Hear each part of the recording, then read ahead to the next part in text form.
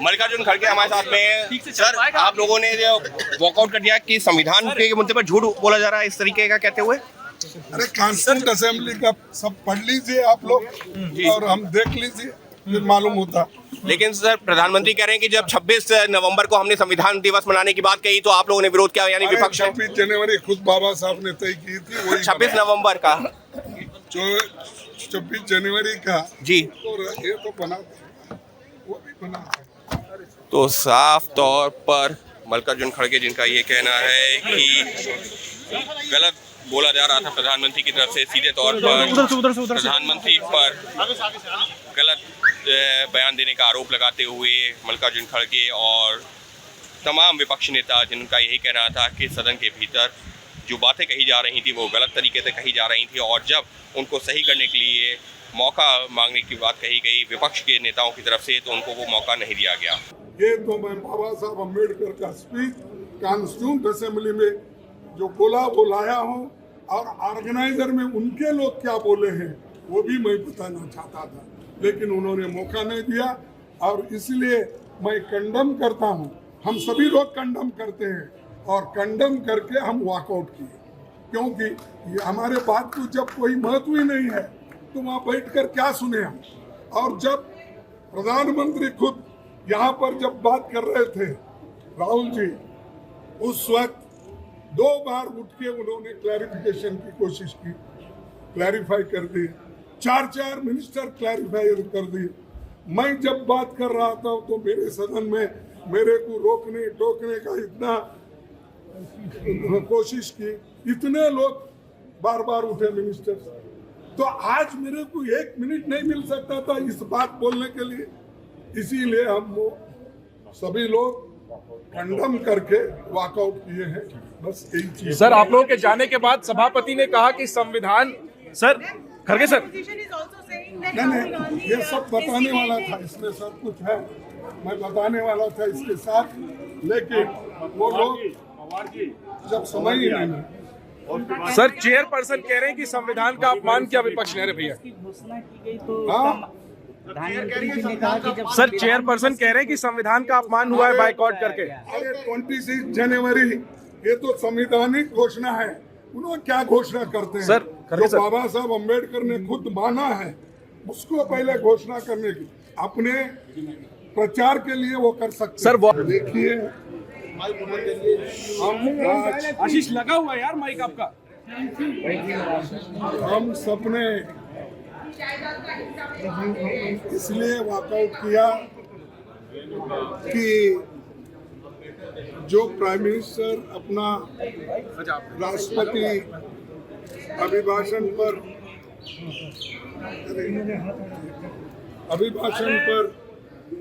जो भाषण दे रहे थे उन्होंने कुछ गलत बातें सदन को बताई,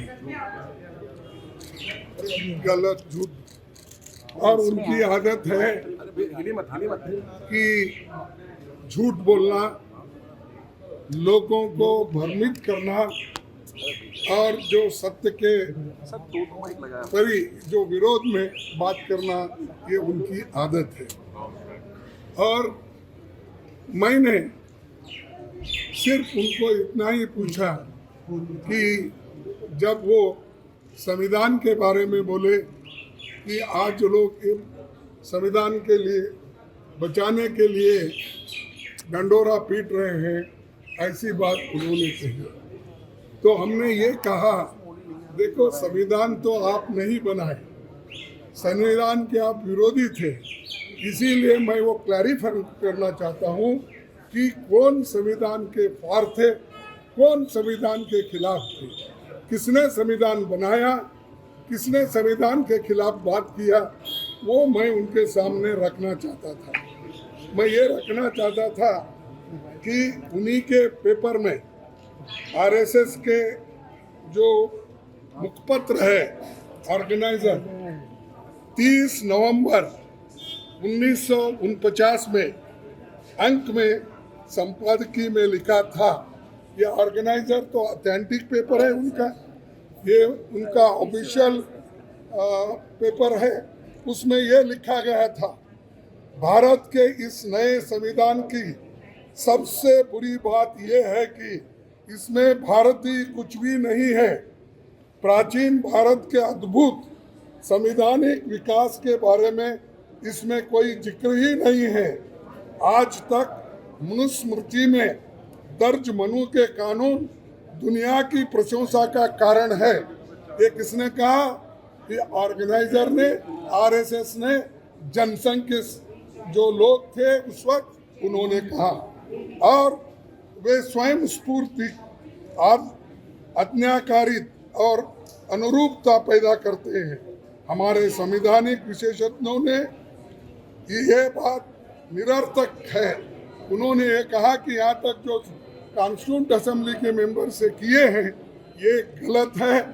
उन्होंने उस वक्त अपोज करके इस संविधान को उन्होंने नकार दिया था, और आज उसकी रक्षा की खुद बात करते हैं और हमारे को बोलते हैं कि हम संविधान विरोधी है।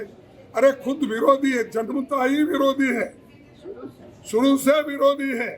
इसको जब इसका जन्म शुरू हुआ उस दिन से इन्होंने बहुत से पुतले जलाए, अंबेडकर के, नेहरू जी के पुतले जलाकर रामलीला मैदान में उन्होंने ये सब काम किया। आज ये बोल रहे हैं कि हम संविधान के विरोधी हैं। संविधान बचाओ हम इसलिए बोल रहे हैं क्योंकि इसमें आरएसएस की मंशा क्या है, जनसंघ की मंशा क्या थी और बीजेपी की आज जो मंशा क्या है ये। और बार बार ये भी कहते हैं कि एक मिनट, बार बार ये भी कहते हैं बाबा साहब अम्बेडकर को इन्होंने इज्जत नहीं दी, उन्होंने सब कुछ उनको हरा दिया। ऐसी गलत बातें यहाँ पर भी कही गई, वहाँ पर भी वो कही। कल हमारे नड्डा साहब ने वहाँ भी कहा, अब ये भी यहाँ कहेंगे। फिर भी मैं आपको बताना चाहता हूँ, ड्राफ्टिंग कमेटी के चेयरमैन बाबा साहब अम्बेडकर ने अपने शब्दों में ये कहा है कि मुझे बहुत आश्चर्य हुआ था जब प्रारूप समिति ने मुझे अपना अध्यक्ष चुना। सुन रहे हैं? समिति में मुझसे बड़े, मुझसे बेहतर और मुझसे सक्षम लोग थे। ये कांग्रेस पार्टी के अनुशासन का ही कमाल है कि प्रारूप समिति संविधान सभा में संविधान को हर धारा और हर संशोधन के बारे में निश्चित जानकारी के साथ प्रस्तुत कर सकी। कौन करे? कांग्रेस वाले करे। और इसको बाबा साहब अम्बेडकर ने कहा, और ये कहते हैं इन्होंने विरोध किया, उन्होंने ये किया, उनका अपमान किया। आगे मैं बताऊंगा। इसलिए संविधान सभा के समक्ष संविधान के प्रारूप के अबाध रूप से प्रस्तुत किए जाने के समस्त श्रेय पर कांग्रेस पार्टी का हक बनता है। ये बात मैं कहने वाला था, और मेरी बात सुन रहे नहीं। मैं मिनटों से हाथ उठा रहा हूँ। हमारे सभी पार्टी, इंडिया गठबंधन पार्टी पूरी उठ के डिमांड कर रही थी, मांग रही थी। हम ध्यान खींच रहे थे चेयरमैन साहब, ना हमको वो मौका नहीं मिला। मैं फिर प्रधानमंत्री से खुद रिक्वेस्ट किया, 1 बार 2 बार 3 बार, लेकिन उन्होंने भी उसको नकार दिया। मैं जो झूठ बातें उन्होंने बोली है ये पूरे मेरे पास है, और कैसा ये लोग आज सदन में बोलते हैं, सदन के बाहर बोलते हैं, ये समझे हैं वो ही पढ़े लिखे हैं और गलत बातें बोलने में माहिर हैं। ये तो मैं बाबा साहब अम्बेडकर का स्पीच कॉन्स्टिट्यूंट असेंबली में जो बोला वो लाया हूँ, और ऑर्गेनाइजर में उनके लोग क्या बोले हैं वो भी मैं बताना चाहता था, लेकिन उन्होंने मौका नहीं दिया। और इसलिए मैं कंडम करता हूँ, हम सभी लोग कंडम करते हैं, और कंडम करके हम वॉकआउट किए, क्योंकि ये